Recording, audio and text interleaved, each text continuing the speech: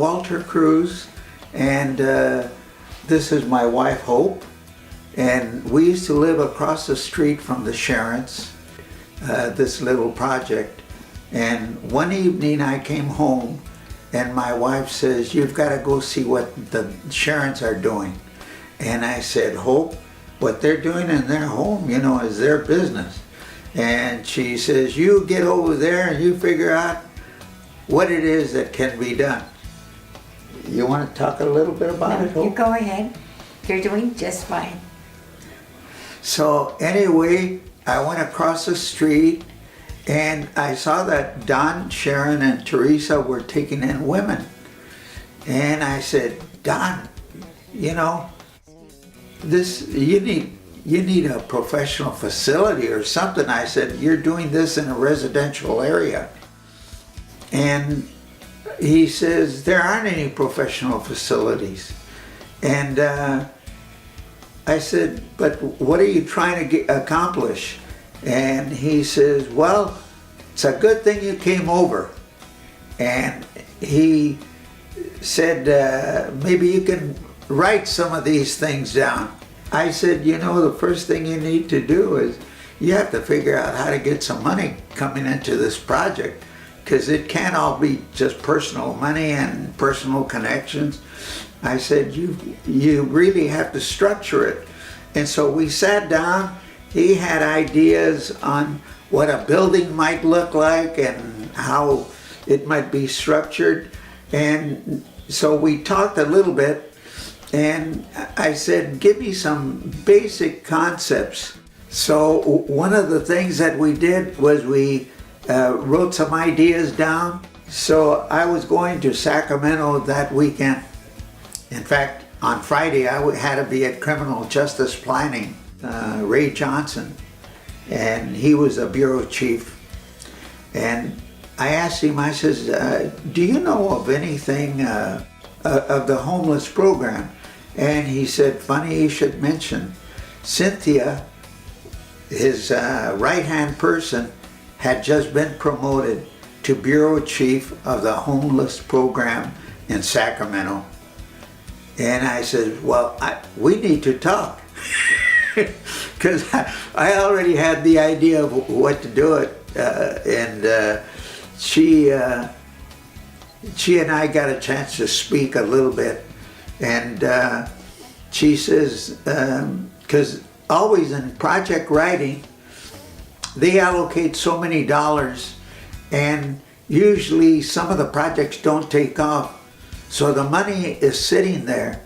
And so I told Cynthia, maybe some of that money that hasn't been spent, maybe it could help us get started. And so she says, "Walt, I've got good news and bad news for you." She says, "You bring me a project by next Friday." With a budget and everything, she says, "and we'll consider it." And so when I came back, I says, "Don, we've got good and bad news. The good news is they'll accept a proposal." And I said, "But we have to have it in like by next Friday." And so the next Friday came and we had a proposal that we had figured out. And you'll see a copy of some of those proposals and what they look like. But the whole thing was to draft an idea, synthesize it, and get it going, and give it a budget. And the first budget that I was thinking of was in the area of $1 million. But I thought whatever they give us, they might give it to us for 5 years, and that would work out pretty good. And so that's what we did. The first project that we wrote was funded, and they gave us $70,000, the first check, and the second check came in at a little below 170-some thousand. So it just kept growing. And then the other ideas that I had for Don and Teresa was how to get streams of money from charitable groups. And so Teresa and I went out to various groups and literally presented to them. And some of them were like United Fund, some of them were to various agencies, and we approached them for some funding. And funding was very specific. We didn't have at that time a CEO, and we needed one. We needed someone that was paid and actually get going on it. And so that's how we got started. Well, tell them what you did, how Teresa got you involved. Yeah. Because Teresa is a very wonderful person, and she knows how to press. Right. You don't say no to her. Yeah. Anyway, I got involved in working in the office because I was only working part-time. And I was there from 10 o'clock in the morning till 6 o'clock. And we took in the girls. And I, being bilingual, I was able to help them with the Spanish-speaking girls. And as we started to form the board was responsible for getting those girls over to the hospital. If I was able to, I would go with the girls to the hospital and they'd present the babies to me as, "Congratulations, Grandma." I'm not the grandma. At that time, we didn't even have grandchildren. So, but I enjoyed every bit of it. I did it for 10 years. Yes, some of them I was in the room when they were born. And they would hand it to me, "Congratulations, Grandma." But I wasn't a grandma yet. Yeah. Now we have 4 grandkids. And we would drive them there at whatever time they were ready to go. Yeah, they would even. So They would sometimes early in the morning. Yeah, at any time. Yeah, they At would any call time. us and say, "Well, so-and-so needs to go to the hospital. Can you come?" And of course, we're very close to the shelter. The way we set it up, we had a small board, and we had Gordon Mueller was our chairman of the board at that time, and we were trying to get as many people on the board, and then underneath that we had an advisory group. The advisory was ancillary board members, we called them, just to make sure that we had the service. And so we got a lot of pro bono help from lawyers, from doctors, from psychologists, from counselors, from a lot of people. From St. Hedwig's. And from St. Hedwig's. And in fact, we notified all the other churches, because when we opened the doors, the women that came weren't all Catholic. They were from all walks of life. And one of the things that the shelter does do is, when I wrote down the specs on it, they met the federal guidelines right off the bat. And so we met the requirements. The expansion of it actually was sequenced when Don was here. One of the things that we wanted to do, we knew the steps. We knew that they had to come in through the emergency shelter and that they'd be coming in without anything. Then we also knew that there would be the secondary shelter, so that the ones that had survived that first emergency of 6 months. Well, one of the things that we anticipated was that we would help as many women as we could to make sure that they delivered the baby. Our first objective was to make sure that they delivered. And the other day I was amazed that there were 3,000 babies that have gone through the shelter. 3,000, it really overwhelms me.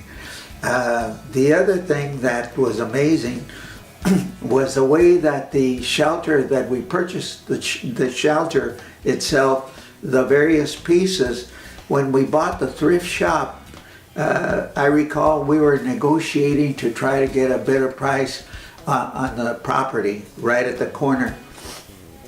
And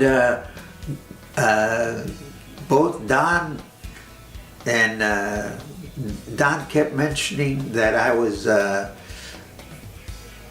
not too careful with property because they wanted too much money for their piece of property. And I said, Don, I said, you know, this is an opportunity. It's adjacent to the facility. We need to keep growing. This is going to just keep growing much more. And at that point, we had a little garage that was, quote, the thrift shop, remember? Mm-hmm. That little, and that one little garage was generating like $200 or $300 a week or a month. It just was there. And I said to Don, I said, you know, one of the things that we had anticipated was that we wanted something to generate some income for the girls, but we were thinking this will buy us the diaper service. So, so that the girls don't have to be burdened with that and they can go to work and get some skills and be self-reliant. And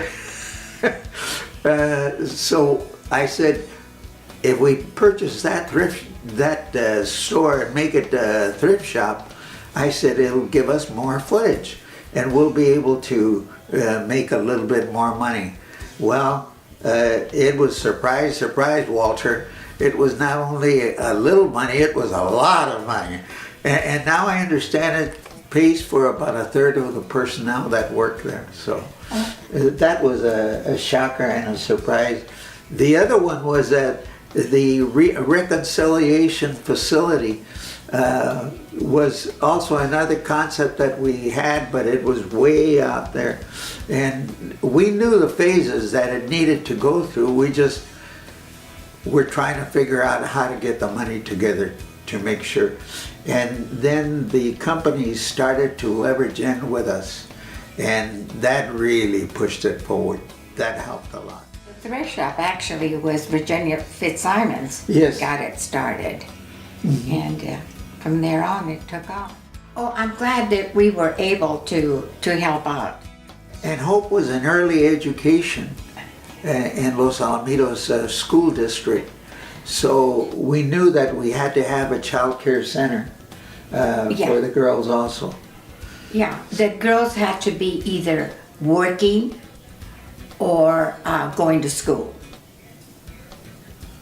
They just weren't going to sit around all day and watch TV. They had to be productive. I thank God that we were very successful in getting it started, and we couldn't have had better, any better founders of that shelter, because Don and Teresa were very motivated. Yes. They enjoyed it very much, and it's been very successful. I was there for 15 years as chairman of the board also.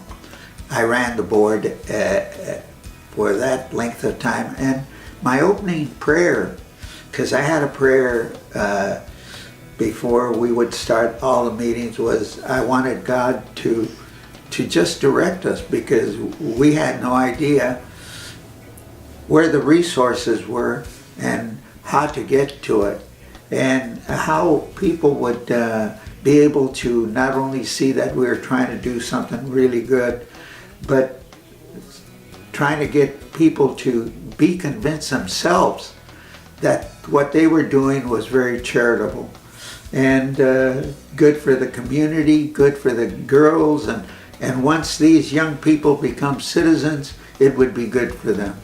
And so we wanted to be sure that they had that feeling, that solid backing. And so Don, every once in a while I look up to the sky and I say, Don, if you could see us now. Because he would be very, very happy. And we're happy that it came to that. It's going to keep growing. Now we're wondering what the next phase is going to be. Teresa, I can only say a couple of things. It has been a wonderful association. We love you and we back you thoroughly. You know that all you have to do is go across the street, that imaginary street, and see us, and we're there for you. we're there for your children. God bless you. Yeah, I agree with him 100%. Teresa, you know that we will never say no to you because you've been a wonderful, wonderful friend to us. Patricia Painter, and she was a wonderful, wonderful lawyer.